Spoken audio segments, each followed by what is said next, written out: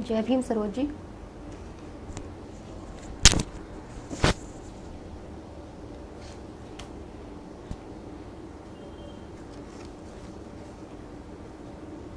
स्वागत है आपका आज इस बैठक में। मेरी आवाज़ सुन पा रहे हैं आप? प्लीज़ कंफर्म कर दीजिए।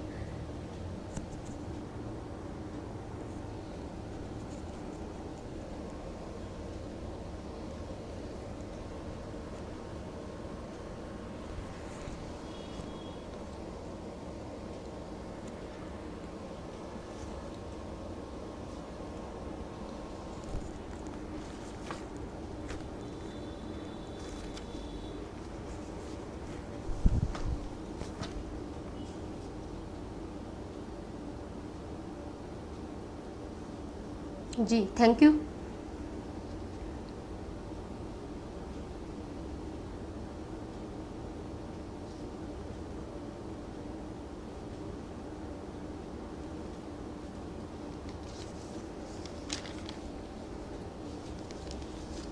जय भीम सर।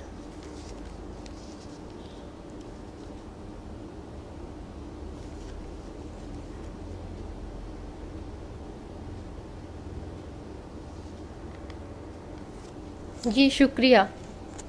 एक बार थोड़ा आ जाएं सभी, फिर शुरू करते हैं।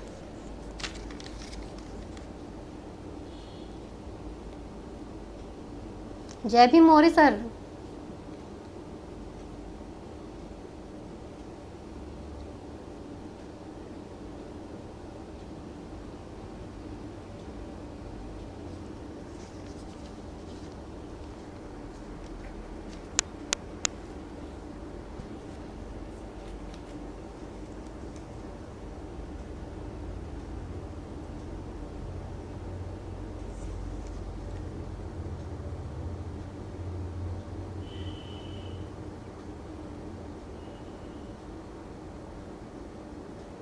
शैली जी आप आ चुकी हैं यहाँ पे?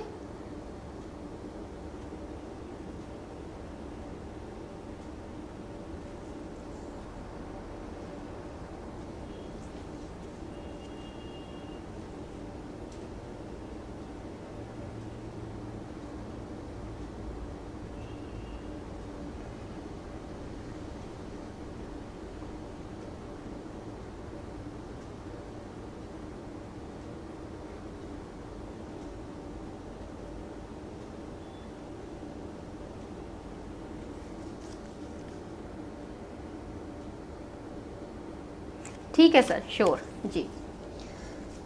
सबसे पहले आप सभी को सादर जय भीम।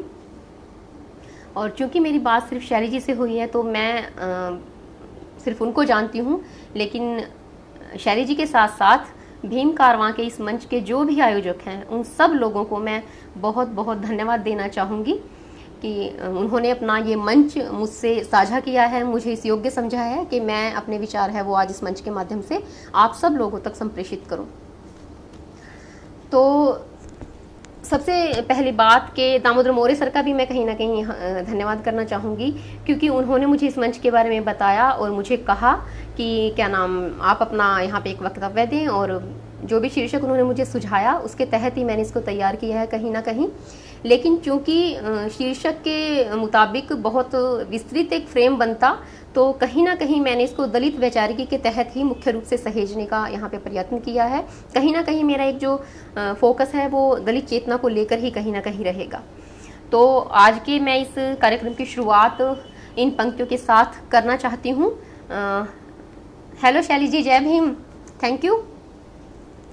तो ये जो पंक्तियां हैं इसके साथ मैं इस कार्यक्रम की शुरुआत कर रही हूँ कि छोटा सा एक अंकुर जो बरसों से आदि था घोर अंधेरों का, चुंधियाती आंखों से एक दिन ताका उसने नील आसमान को, सहसा सहसा हल्के से हवा के झोंके से वो थर्रा गया, सहसा हल्के से हवा के झोंके से वो थर्रा गया, मगर जैसे ही उसने झुककर देखा स्वयं वो गर्वित हो हर्षाया। जैसे ही उसने झुककर देखा स्वयं वो गर्वित हो हर्षाया, क्योंकि नन्हा सा वो अंकुरण उपजा था एक पत्थर का कलेजा फाड़कर। तो इन पंक्तियों में वर्णित जो एक छोटा सा अंकुर है, वो अशक्त अंकुर जिस तरह से पत्थर के कलेजे को चीर कर उसने अपना अस्तित्व निर्मित किया है, बिल्कुल ठीक उसी तरह हिंदी कविता में जो एक वैचारिकी उपजी, कहीं ना कहीं वो जिसने अपने अधिकारों को, अपनी अस्मिता को लेकर एक क्रांतिकारी हलचल पैदा की, वो शोषित किया गया, जो रोपित किया जो बीज है, वो एक सशक्त वैचारिकी के रूप में आज जो लहलहा रहा है। और कहीं ना कहीं उसकी जो डालियां हैं, वो डालियां निरंतर विकासशील रहते हुए उस पर समता, स्वतंत्रता, बंधुत्व और न्याय का फल देखना चाहती हैं। यानी दलित वैचारिका का सिर्फ और सिर्फ एकमात्र उद्देश्य है कि एक समानता का समाज में और देश में एक समानता के तहत सबको आंका जाए, सबको उनके अधिकार मिले, सबको उनको समाज में जीने का अवसर मिले यहाँ पर। तो हालांकि आज के इस मंच का विषय है वो हिंदी कविता में परिवर्तनकामी चेतना है। तो अगर मैं हिंदी कविता को, संपूर्ण हिंदी कविता को अगर मैं विषय के रूप में लेती हूँ, तो ये आदिकाल से शुरू करके ये अब तक का इतनी लंबी चर्चा हो जाएगी कि सबको सहेजना मुश्किल हो जाएगा और संक्षिप्तीकरण में कहीं ना कहीं मुख्य चीज़ें छूट जाएंगी। तो मैं शुरुआत में भी बता चुकी हूँ कि मैं सिर्फ दलित वैचारिकी को लेकर यहाँ पर बोलने वाली हूँ मुख्यतया, लेकिन कविता की जहाँ तक बात आती है तो फिर शुरुआत से ही हम इसको लेते हैं।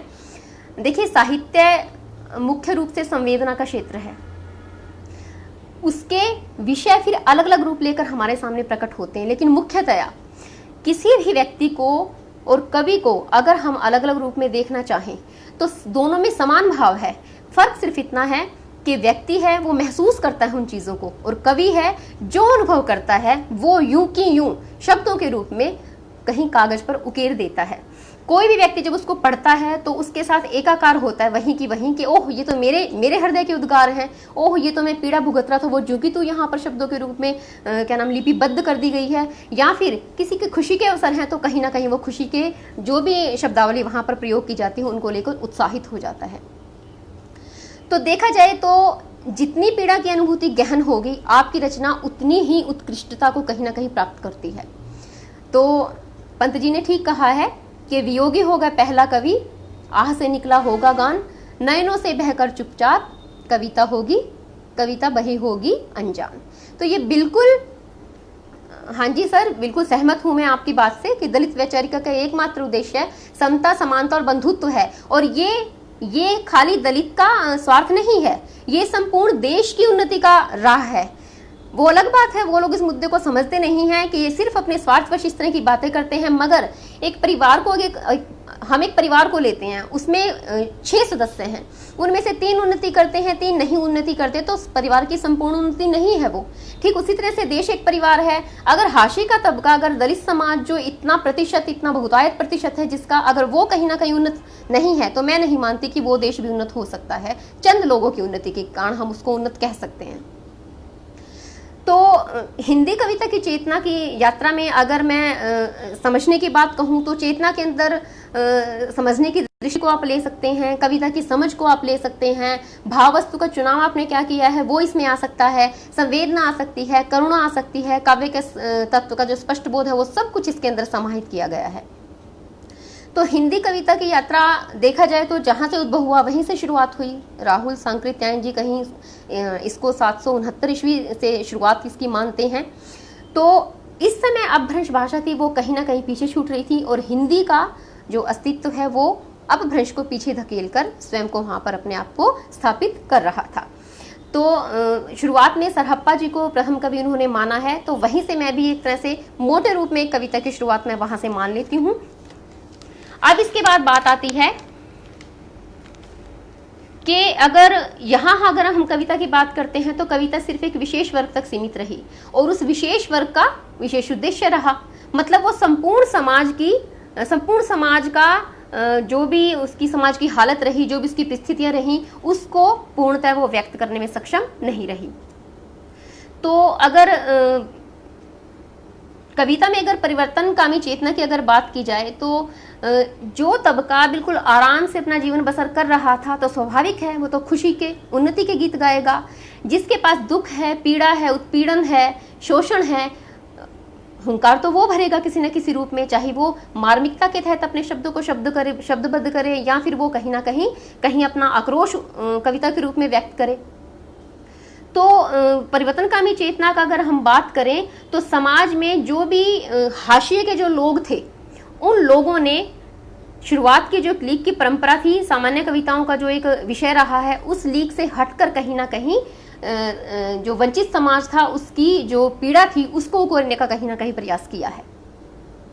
तो इसमें अगर हम देखें तो देखिए, शुरुआत में ये सुखबुघाट नाथ और सिद्धों में भी दिखाई देती है, लेकिन वहां पर ये चीज सिर्फ और सिर्फ हमें उनकी साधना तक सीमित दिखाई देती है। व्यवहारिक धरातल पर हमें कम वो देखने को मिलता है। उसके बाद मध्यकालीन अगर संत काव्य में अगर हम आकर देखते हैं तो 14वीं शती में फिर कबीर जी का जो प्रखर रूप है वो हमें देखने को मिलता है, उनका क्रांतिकारी जो रूप है वो हमें देखने को मिलता है। रैदास जी यहाँ पर अपने पूर्ण स्वाभिमान के साथ यहाँ पर आकर अपनी जाति को स्वीकार करते बोलते हैं कि मुझ में किसी भी तरह की कोई हीन भावना नहीं है, मैं जो हूँ मैं उसको वही स्वीकार करता हूँ और मुझे फक्र है, मुझे गर्व है कि मैं ये हूँ। तो ये साहस भी खुद के भीतर भरना छोटी बात नहीं है। तो कबीर उस समय है, देखिए कबीर के बारे में अगर मैं बात करना चाहूँ तो कबीर के जो तर्क हैं वो इतने अकाट्य रहे कि मैं आपको सच मानूं तो उनके प्रति मेरे मन में से मैं उनके प्रति कितनी भी मैं उनको उनकी बड़ाई कर दूं, उनकी तारीफ कर दूं, उनको मतलब मेरे पास उन शब्द कम पड़ जाते हैं उनकी तारीफ करने के लिए। वो अविजित थे प्राचीन समय में, आज भी और हमेशा रहेंगे।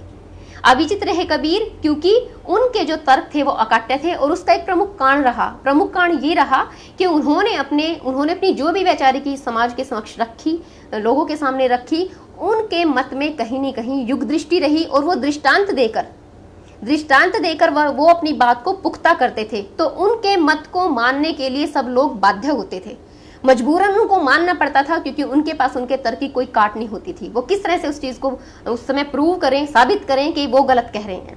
तो कबीर जी एक अपड़ होते हुए वो कहती हैं कि मसी कागज छुओ नहीं, कलम गही नहीं हाथ, उसके बावजूद भी वो इतना बढ़िया रहते हैं। फिर उसके बाद वो कहते हैं कि तेरा मेरा जीरा कैसे एक होए रे, कि तुमने तो कागजों में पढ़ कर एक चीज को आत्मसात किया है, लेकिन मैंने अपनी आंखों से देखकर समाज के जो अनुभव है उस अनुभव के तौर पर मैंने अपने वाणी को यहाँ पर प्रखर किया है, समाज को एक देन दी है। वो लिख नहीं पाए थे, उनका स्वलेखन नहीं किया उन्होंने, उनका लेखन किसी और के द्वारा किया गया है। उनकी जो समुचित जो रचना की धरोहर है उनको संचित किया गया है, हम जैसे लोगों को लाभान्वित करने के लिए, और भविष्य में जितनी भी पीढ़ियां आएंगी वो उनसे लाभान्वित होती रहेंगी। अब इसी कालखंड में अगर देखा जाए तो जितनी निर्भीकता के साथ कबीर जी आते हैं, ये छोटा काम नहीं है। इतना साहस बटोरना, और उस समय जिस समय आम समाज में कोई व्यक्ति इस तरह की बात करने वाला ना हो, वहां पर साहस के साथ इस तरह की वैचारिकी को लेकर आना बहुत बड़े साहस की बात है। तो निर्भीक उनको कहा गया है, क्रांतिकारी उनको कहा गया है, और किसी ने उनकी बात वैसे नहीं मानी तो दरेरा देकर उन्होंने अपनी बात को वहां पर मनवाया है, और उनकी बात माननी पड़ी है लोगों को।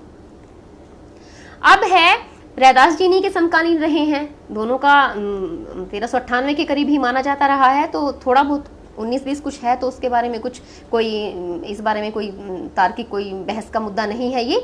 तो रैदास जी भी यहाँ पर पूर्ण स्वाभिमान के साथ अपनी जाति को स्वीकारते हैं, और वो कहते हैं, संतन के मन होता है सबके हित की बात, घट घट दे के अलग को पूछे न जात पात। यानी उस समय वो समाज को एक संदेश देते हैं कि, शुक्रिया शैली जी, कि आप पढ़ा लिखा शिक्षित समाज को एक अपढ़ कम पढ़ा लिखा व्यक्ति वहां पर उसको कहीं ना कहीं मार्गदर्शन कर रहा है, राह दिखा रहा है कि आप गलत हैं, आप सही हो ये यहाँ पर। और फिर भी मैं तो मूर्खता कहूंगी उन तमाम लोगों की जो शिक्षित होकर भी इतनी गूढ़ बात का अर्थ आसानी से समझ नहीं पाए। सरल सुबोध भाषा और उसका गहन अर्थ इन लोगों के पल्ले नहीं पड़ पाया। बिल्कुल मैडम, कबीर से कोई नहीं है।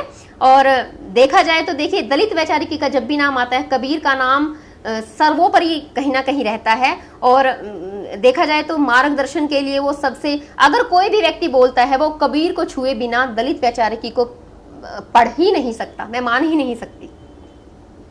अब है इसके बाद एक और बात यहाँ पे है, हर एक व्यक्ति का किसी भी चीज को रखने का, दूसरों से रूबरू करवाने का एक तरीका होता है।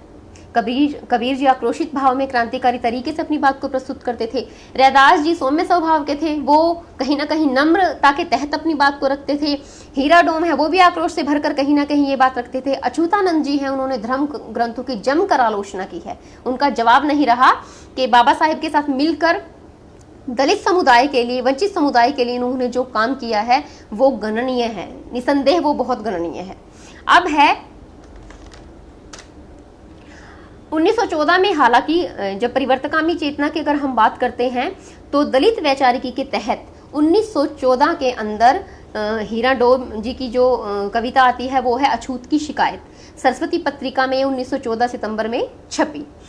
अब इस कविता के अंदर जो भाव थे वो कहीं ना कहीं ईश्वर को उल्हाना देते हुए अपनी दयनीय स्थिति को सुधारने का एक प्रार्थना के रूप में वो लिखी गई। तो चूंकि दलित वैचारिकी नास्तिक रही है, वो किसी ईश्वर की संकल्पना को नहीं मानती है, तो उस कहीं ना कहीं ये दलित कविता के प्रथम कवि के रूप में खारिज होते नजर आए हैं। अच्युतानंद जी की जो कविता है उनको कहीं ना कहीं दलित कविता का प्रथम कवि माना गया है और ये धर्मग्रंथों की जमकर इन्होंने आलोचना की है और बाबा साहेब के साथ मिलकर समस्त दलितों के प्रतिनिधित्व के लिए इन्होंने बहुत बहुत सराहनीय कार्य किए हैं।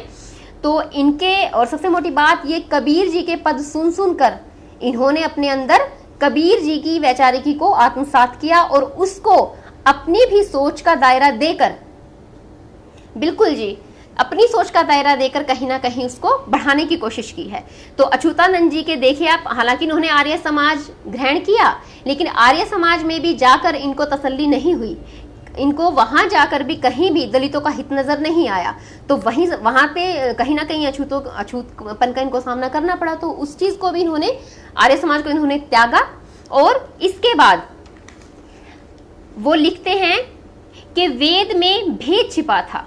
अच्युतानंद जी लिखते हैं कि वेद में भेद छिपा था, हमें मालूम ना था, हाल पोशीदा रखा था, हमें मालूम ना था। मनु ने सख्त ये कानून बनाए हरिहर, मनु ने सख्त ये कानून बनाए हरिहर, पढ़ना कतई मना था, हमें ये मालूम ना था। मतलब साधारण सी बोलचाल की भाषा है और कितना गहरा व्यंग्य उन पर किया गया है, ये अच्युतानंद जी की ही शब्दावली है। तो इसके बाद अब आधुनिक काल में अगर हम दलित चेतना अगर देखते हैं तो ये दलित चेतना आधुनिक काल में साठोत्तरी कविता के तहत सबसे पहले हमें मराठी काव्य में देखने को मिलती है। मराठी भाषा में संत कवि नामदेव जी रहे हैं, ज्ञानेश्वर रहे हैं, तुकाराम रहे हैं, एकनाथ जी रहे हैं। इन्होंने दलित वैचारिकी को एक नए तरीके से, एक नई शुरुआत उन्होंने उसकी की। कारण वही रहा, शोषण, दमन, उत्पीड़न। तो वही बात है, जब आपके अंदर का, भीतर का आक्रोश जब जितना जगह है वो घेर चुका होता है तो फिर वो उबलकर बाहर आकर गिरेगा और कवि है वो शब्दों के माध्यम से उसको व्यक्त करेगा। अब क्या हुआ कि मराठी कविता में भी दलित वैचारिकी का आना, उसका आने का भी एक कारण रहा कहीं ना कहीं। उसके पीछे फूले दंपत्ति रहे। फूले दंपत्ति दोनों पति और पत्नी मिलकर उन्होंने इस समय 19वीं शताब्दी के मध्य में उन्होंने दलित स्त्रियों के लिए पाठशाला खोली। तो अगर सही अर्थों में देखा जाए तो भारत की समस्त नारियों को फूले जी का और समस्त दलित वैचारिकी का और बाबा साहेब का, मैं तो कहती हूँ कि अंतिम सांस तक उनका कर्जवान उनको महसूस करना चाहिए। मैं बहुत देखती हूँ कि जब भी कभी कहीं भी अवसर आता है और मैं नारी विमर्श को लेकर, बाबा साहेब को लेकर, फूले जी को लेकर बोलती हूँ तो कोई मुझे सामान्य जो कैटेगरीज हैं उनकी तरफ की ओर, तो उन तरफ की स्त्रियों की तरफ से मुझे कोई भी प्रोत्साहन दिखाई नहीं देता। मुझे बहुत पीड़ा होती है उस समय कि जिनके वजूद की बदौलत आप कुर्सियों पर बैठी हैं और टकाटक हमें ताक रही हैं और आप रत्ती भर भी उस चीज के प्रति एहसानमंद नहीं हैं। जताने के बाद भी, बताने के बाद भी वो नहीं मानती इन चीजों को। और मैं, अगर मुझे सुन रही हैं सब स्त्रियां, तो मैं एक बात आज सच में मैं एक बात कहना चाहूंगी। मैं बहुत बार सोचती हूँ कि मैं इसके बारे में कोई एक लेख लिखूं कि मेरे साथ भी बहुत सी ऐसी स्त्रियां हैं जो निर्मल मन की हैं, जो एक स्वस्थ विचारधारा रखती हैं, लेकिन जब दलित वैचारिकी की बात आती है तो ऐसा नहीं है कि वो उसको उसके प्रति कोई गलत नजरिया रखती है, लेकिन वो उसको समझना भी नहीं चाहती हैं। वो क्यों नहीं समझती हैं? अगर वो तरीके से ढंग से उस चीज को पढ़ें और वो अपने समाज में 10 लोगों को अगर समझाने की कोशिश करें तो समस्त स्त्रियां भी कहीं अगर इस वैचारिकी को आत्मसात करके चलेंगी तो परिवार में अपने बच्चों के अंदर वो ये मूल्य डालेंगी, पक्का डालेंगी। तो क्यों नहीं समाज में समानता का प्रचार होगा? लेकिन दुखद है, ये बहुत बहुत मुश्किल काम है, मुझे लगता है कहीं कोई नहीं समझना चाहता इन चीजों को लेकर। अब है तो उन्होंने स्त्रियों के लिए पाठशाला खोली है। गुलामगिरी उनकी 1873 में आई है, जिसमें दलितों के समस्त अधिकारों को लेकर, दलितों के जागरण को लेकर उन्होंने बहुत कुछ लिखा है। तो 1848 में पहली कन्या पाठशाला खोली गई। तो समस्त स्त्रियों की, दलित स्त्रियों के माध्यम से उनकी शिक्षा के, उनके अस्तित्व को बनाने के लिए ये पहल यहां से शुरू होती है। सुने सभी ध्यान से इस चीज को। और आज इस मंच से मैं जो इतना प्रखर होकर, इतना आत्मविश्वास से लबरेज होकर जो इतना पुख्ता तरीके से जो बोल पा रही हूं, ये उन्हीं की बदौलत है और हमेशा उनके प्रति मैं कर्जवान रहूंगी इस चीज को लेकर।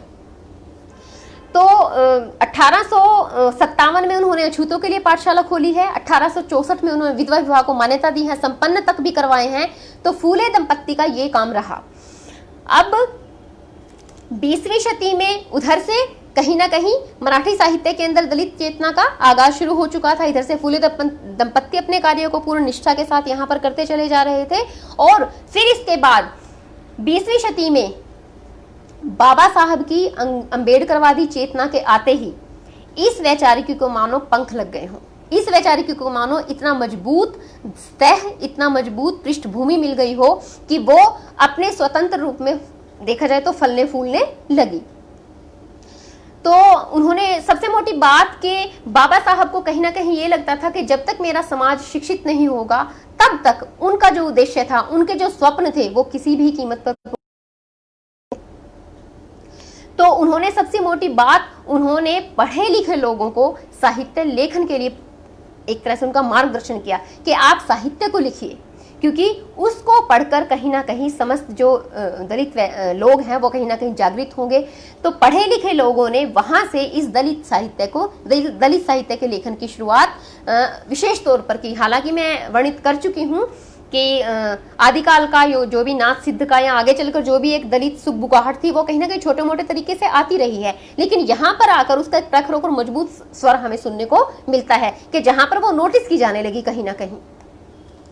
तो 1914 में हीरा डोम जी की सरस्वती में प्रकाशित कविता अछूत की शिकायत आई और याचना थी, तो इसको पहली कविता नहीं माना गया था। अछूतानंद जी की पहली कविता माना गया। उधर फूले दंपत्ति अपने प्रयास कर रहे थे, इधर अछूतानंद जी को साथ भीमराव अंबेडकर साहब मिलकर अपना जो उनका उद्देश्य था उस रास्ते पर बिल्कुल अड़िग रहकर पूर्ण निष्ठा के साथ उस कार्य को संपन्न करवाने में जुटे थे।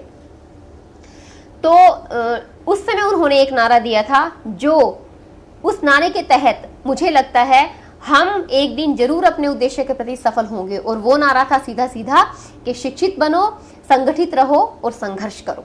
और इस नारे पर चलकर ही हम आज इतने उन्नति कर चुके हैं कि आज हम देखिए भीम कारवा का मंच यहाँ पर है, जो अपने समाज के लोगों को यहाँ पर प्रतिनिधित्व दे रहा है कहीं ना कहीं, और मैं बोल पा रही हूँ। अब दलितों को वाणी देने के लिए उन्होंने साप्ताहिक अखबार था मूक नायक की, वहां पर शुरुआत की है।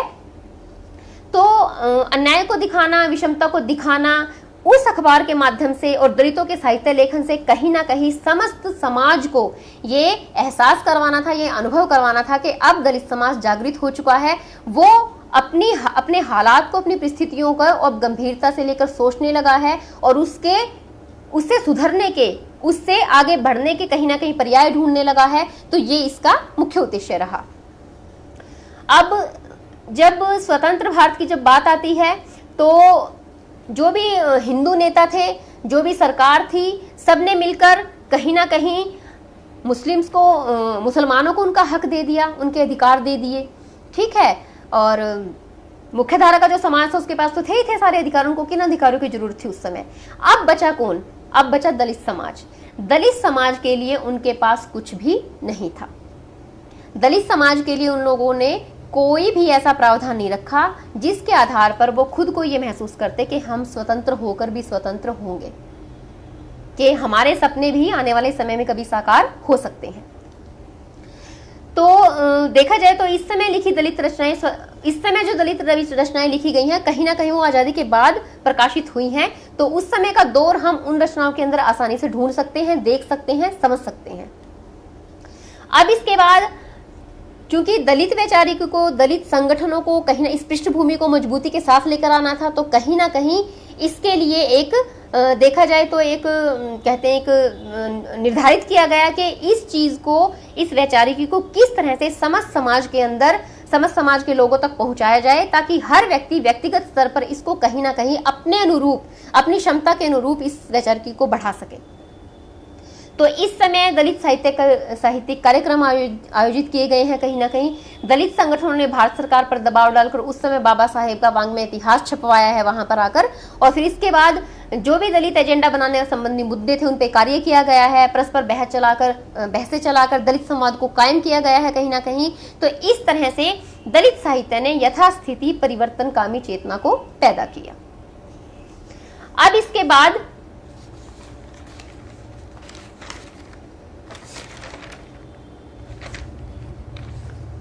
तो सीधी सी बात यहां पर यही एक कहने की बात है कि यहां से दलित साहित्य को कहीं ना कहीं एक दिशा मिली जहां पर आकर वो अपनी बात को बहुत प्रखर रूप से व्यक्त कर सकता था, उसको कहीं ना कहीं ये सहारा मिला।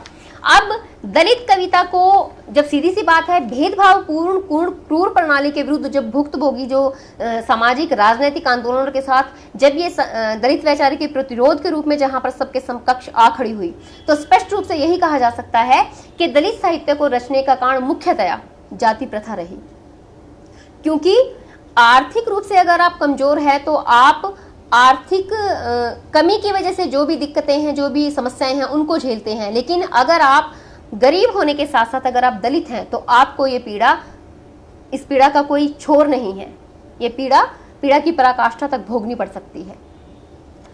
तो सीधी सी बात है कि यहाँ पर बुद्ध की साम्यवादी चेतना लेकर ये कारवां आगे बढ़ा और समस्त वंचित समाज, जिसे उसके विरोधों से वंचित कर अस्तित्व विहीन जीने को बाध्य किया गया था, समस्त संसाधनों को लूट कर और दमनकारी जो शक्तियां थी, उन्होंने दलित समुदाय को धार्मिक नियमों में कहीं ना कहीं जकड़ रखा था। वो स्वयं की जो एक बुद्धि थी उसके मुताबिक सोच पाने में उनको कहीं ना कहीं एक तरह से देखा जाए सम्मोहित ही कर रखा था, धार्मिक कर्मकांडों में जकड़ करके वो अपनी सोच को स्वतंत्र रूप से विकसित नहीं कर पा रहे थे उस समय।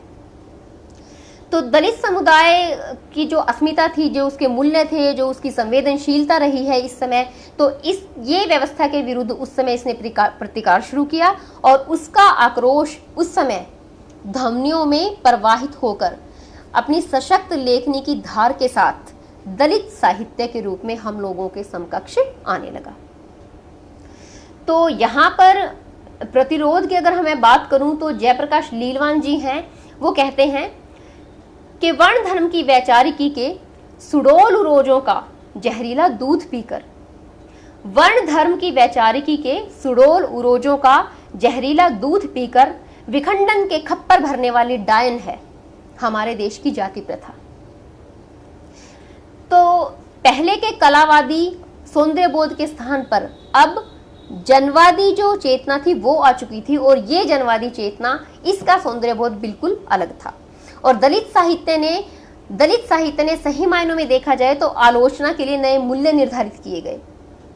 कल्पना करके लिखा गया जो साहित्य था या जिसमें सिर्फ सौंदर्य नजर आए, उस साहित्य से लीक से हटकर जो वास्तविक खुरदरा यथार्थ था उसको दलित कविता में स्थान दिया और आलोचना के नए मानदंड स्थापित किए कि ये भी सही मायनों में यही असली साहित्य है, क्योंकि साहित्य कभी यथार्थ से दूर होकर लिखा ही नहीं जा सकता।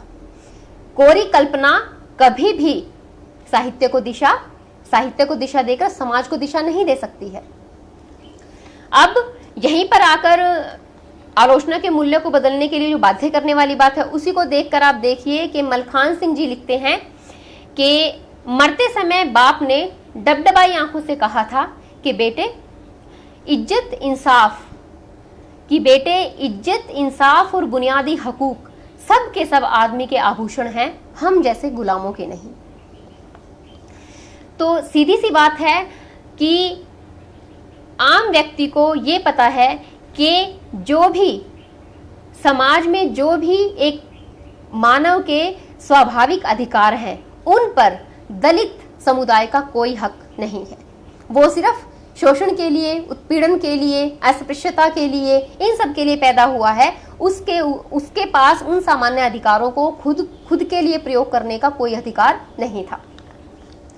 अब जहां लोकतंत्र के अनुसार समानता, स्वतंत्रता, न्याय की बात होनी चाहिए, वहां इन कविताओं को देखकर, या हमने भी उस समाज को देखा है, सुना है, समझा है, आज भी हम देख रहे हैं अपनी आंखों के समक्ष, जब कितना लंबा समय व्यतीत हो चुका है, तो ये चीज समता, समानता, बंधुत्व, न्याय की कहीं पूर्ण रूप से कहीं ये चीज इसका अनुसरण नहीं हो रहा है समाज के अंदर।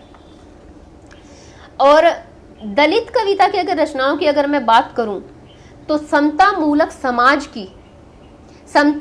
समाज की जो मजबूत नींव है, उस मजबूत नींव की जो ईंट है, वो दलित समाज की एक एक रचना तय कर रही है।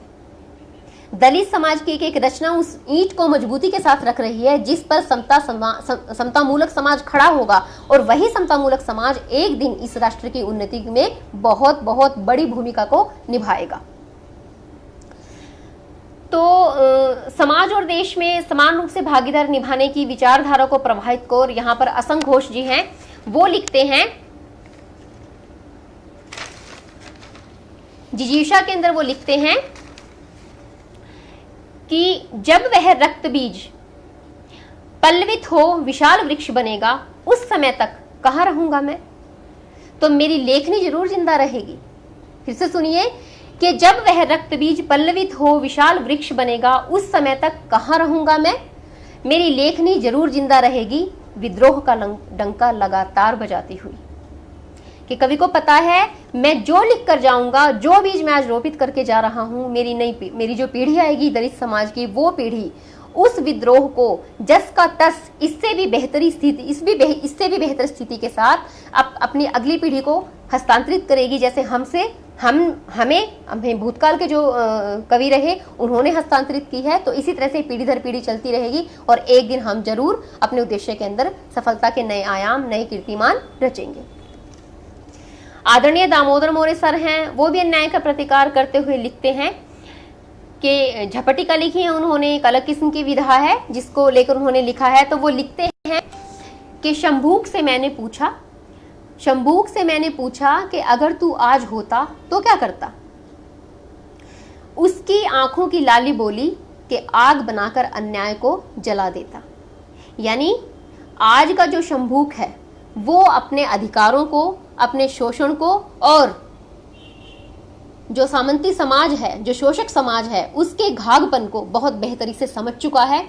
अब वो उस अवस्था में, उन हालात के अंदर बिल्कुल नहीं है कि उसकी सोच आक्रोश लिए ना हो, या वो आज का जो शंभूक है वो कहीं ना कहीं उसकी चपेट में, उसकी जो सोच है, उसकी जो घाघ सोच है, उसकी चपेट में कहीं आने को बाध्य हो या आ पाए। एक जगह वो और लिखते हैं कि एकलव्य से मैंने पूछा कि अगर आज तू होता तो तीर को पैना बनाते हुए वो बोला कि मैं आज अंगूठा मांगने वाले को अंगूठा दिखाता। कि आज द्रोणाचार्य जी वो एकलव्य नहीं है कि आप अपने स्वार्थ सिद्धि के लिए एकलव्य का अंगूठा मांगेंगे और वो झट से काट कर आपके चरणों में इसको समर्पित कर देगा कि लीजिए, मैं अपनी समस्त प्रतिभा, अपने समस्त गुण आपके आगे निछावर करता हूं। वो दौर अब जा चुका है।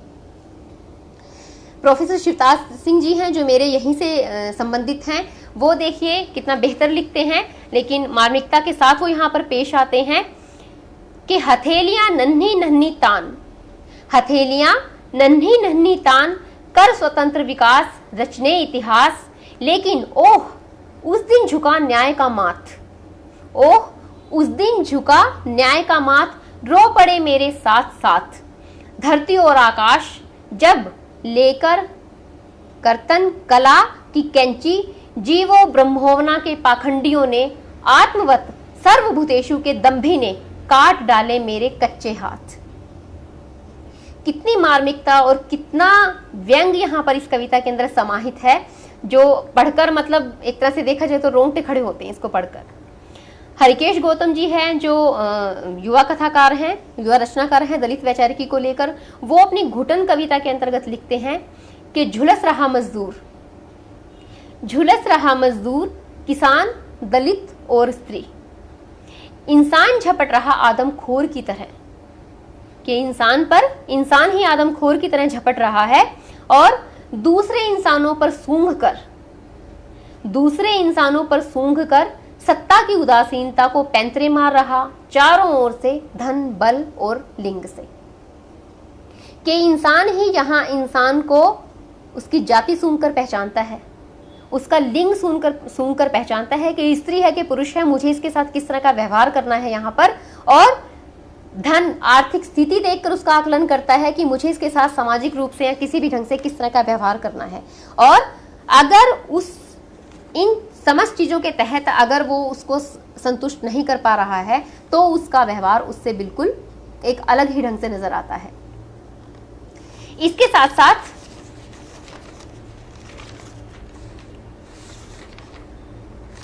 सुरेन अम्बेडकर जी हैं, वो लिखते हैं, ये भी मेरे यहीं से संबंध रखते हैं और शिक्षक हैं, मगर ये दलित वैचारिकों को लेकर इतने प्रखर हैं और मैं इनका बहुत अधिक सम्मान करती हूँ। ये इतने जागरूक हैं इस चीज को लेकर के कोई दिन ऐसा जाता होगा जिस दिन ये दलित वैचारिकों को लेकर कुछ लिखते ना हो।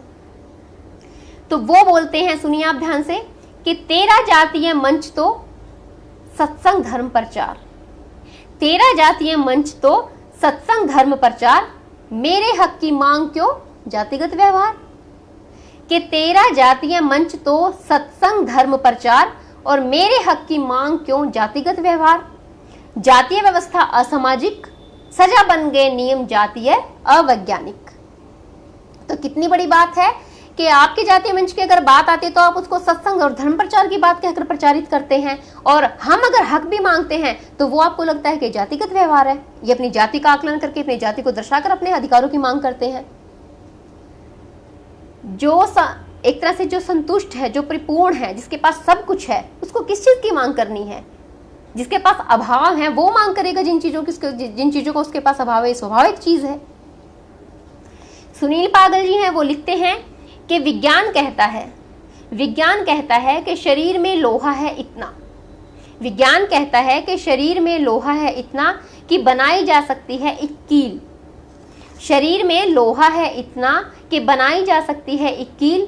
तो मैं कहता हूं कि निचोड़ दो मेरे लहू से, तो मैं कहता हूं कि निचोड़ दो मेरे लहू से और ठोक दो बेलगाम शासकों के ताबूत में। तो आक्रोशित होकर वो सीधा सीधा ललकार रहे हैं कहीं ना कहीं।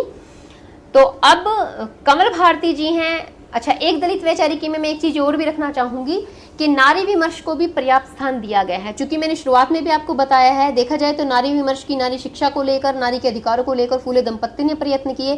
तो ये नारी विमर्श की जो नारी के अधिकारों को लेकर जो लड़ाई है, कहीं ना कहीं ये हमें वहीं देखने को मिल जाती है। बाबा साहेब के हिंदू कोड बिल के अंतर्गत ही नारी को उसके समस्त अधिकारों के प्रति एक तरह से देखा जाए तो आश्वस्त किया गया और उसी से लाभान्वित होकर हम आज एक मजबूत अस्तित्व के साथ जी रही हैं कहीं ना कहीं।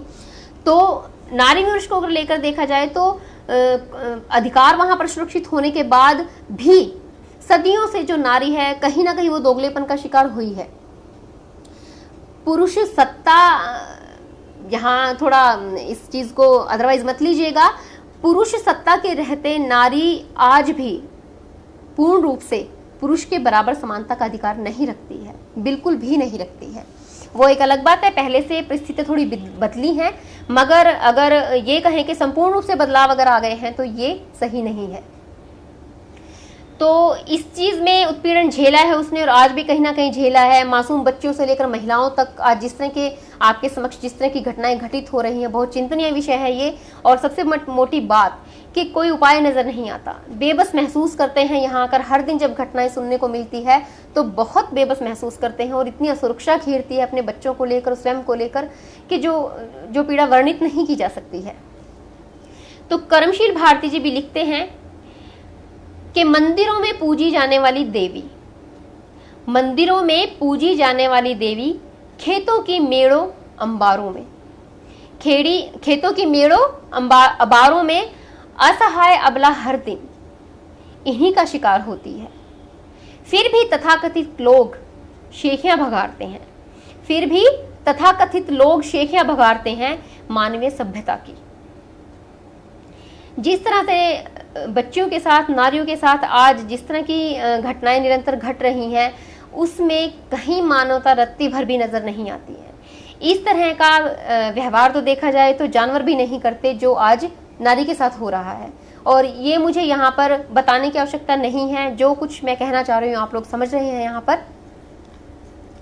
अब इसके बाद मैं मुख्यतया अन्य कविताओं को यहाँ पर रख रही हूँ दलित वैचारिकी को लेकर।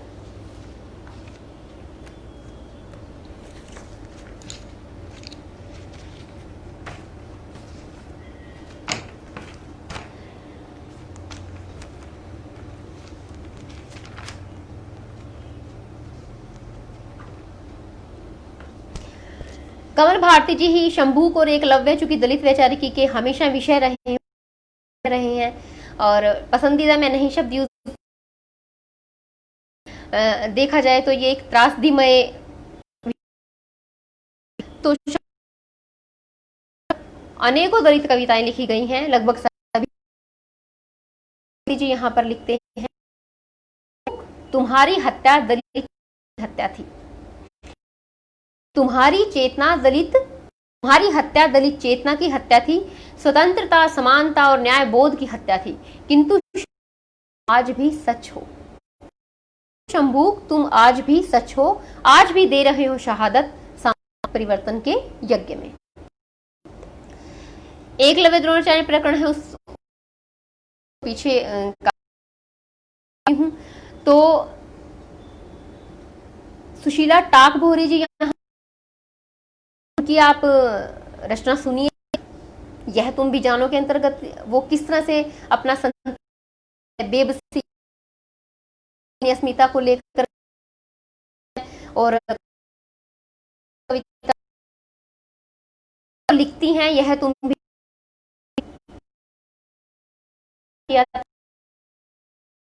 आप उन्होंने अपनी शुरुआत से लेकर जब तक वो अपना अस्तित्व गढ़ती हैं, निर्मित होती हैं, तब तक इन 4-5 पंक्तियों में संपूर्ण उन्होंने देखा जाए तो यहाँ पर नारी को लेकर सब कुछ बताने की कोशिश की है। और वो एक जगह, अन्य जगह वो लिखती हैं कि गूंजती है आवाज सब दिशाओं में, गूंजती है आवाज सब दिशाओं में, मुझे आ गया शायद, रुको एक second, oh my God light चली गई है, रुको एक सेकंड। कलम रख रहे हैं, सही करो, अगर नहीं सही होगा तो वही मैसेज लिख देना। ठीक है, मैं देखती हूँ। ठीक,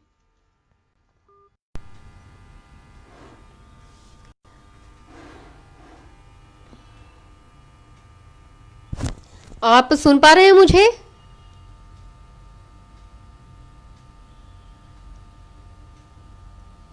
हेलो।